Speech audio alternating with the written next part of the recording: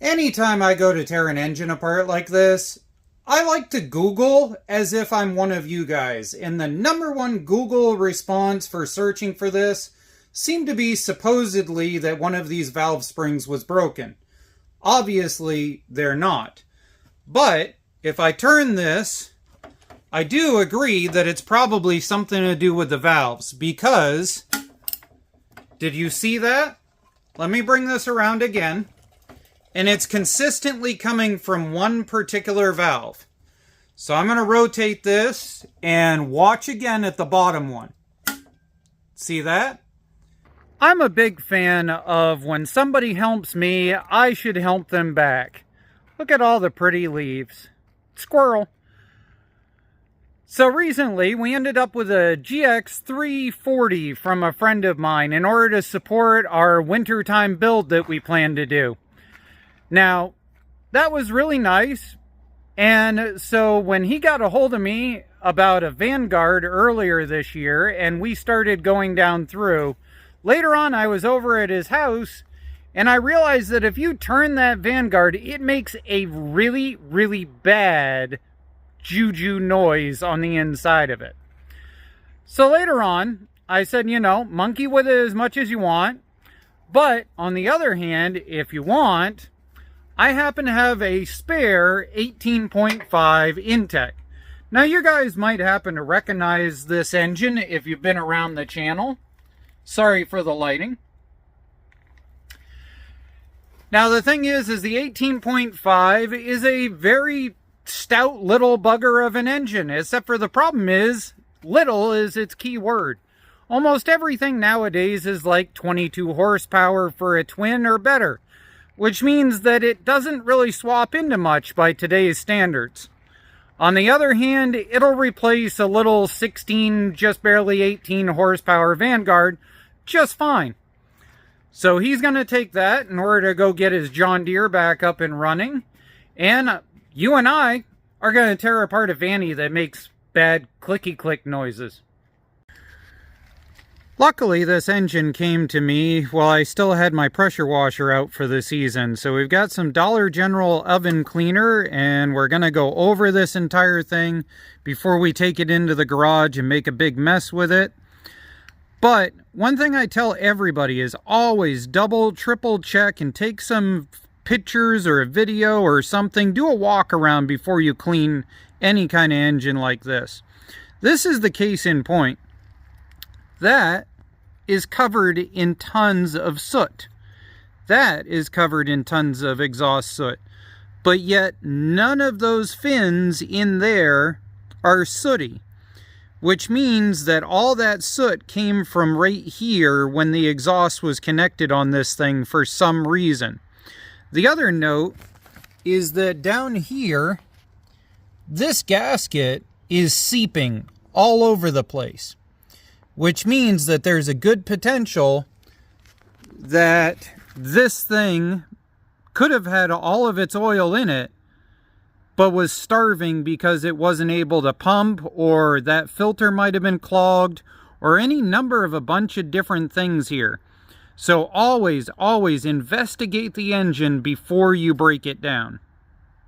Once upon a time, there was a little engine that made a noise no engine should really make. Let's see if we can hear that one more time. And it specifically is coming from right here, somewhere in that area. There we go. The other notation here, we're not going to try and power this up at all, because when I moved it around, it made a clunky noise inside. So there's definitely something loose inside this thing. With that being said, let's tear this apart. Oh, for the people that want to know, this is a 30 millimeter. Working with a new table that I just built here out of scrap metal and an old table saw. That is the consistency of honey. A little bit bothersome there. I'm not positive, but I think it's got some 90 weight in it, because it is really thick. So, gonna pop this open, Gonna backwash it with a little bit of brake cleaner, and then we'll start breaking things down a little more. Luckily, it's got a flat side here that we can flip it up onto in order to work on.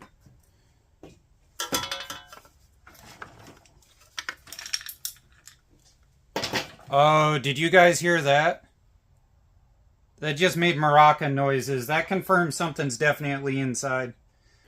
Purely for the case of science, I think what we should do is pop these out, pop the head loose.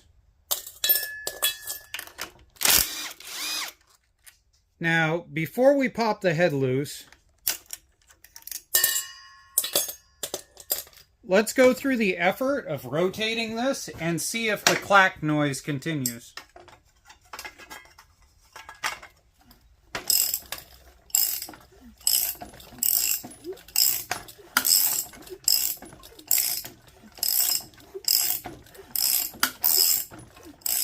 Now let's see if we can pop that head loose. And I'm sure somebody's yelling at me about oogling. Go for it. Whoa. Did that head just move?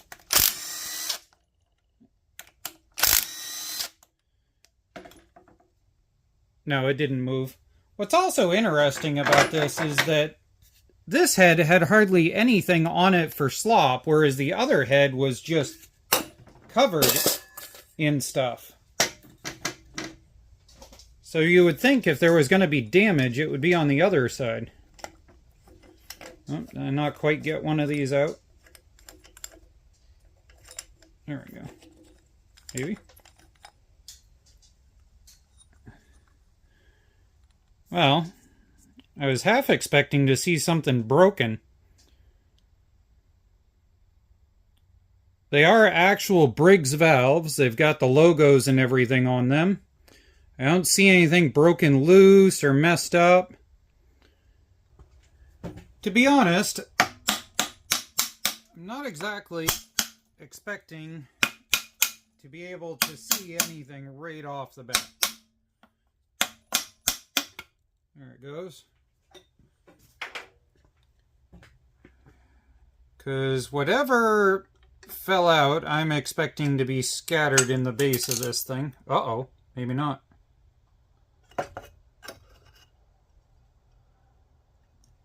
Oh, wow. Well, now, here we go. That is a connecting rod. And that is what's left of a connecting rod.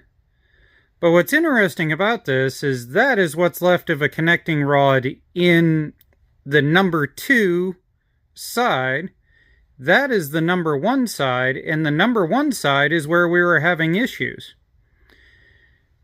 So I'm a little confused right now as to why the lifter, and it was only the exhaust lifter on this side was having an issue, which means that it would be the one going through right here where this cam goes. So let's see if the cam will lift out.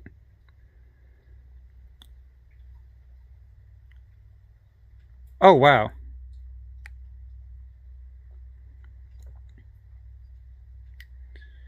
Yeah, that cam is broken in half.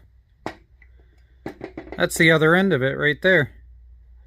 So that's why we heard the tick. It was coming around and hitting on that. See if I can get this to... There's the other half.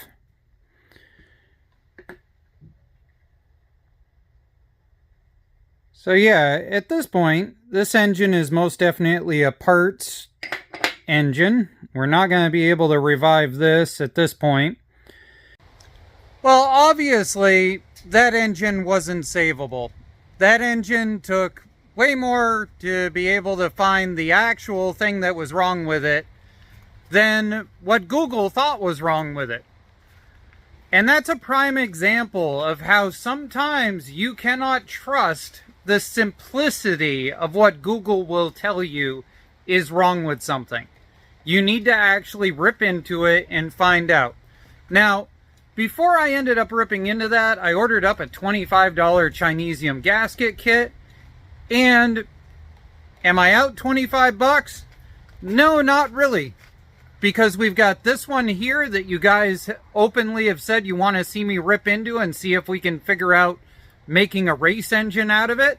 So this will probably be the next thing that engine gets used for. Not everyone's going to be a happy day, happy story, but we all learned something. We know what to look for the next time in order to see one of those broken cams, apparently. So have fun, guys, and thanks for following along.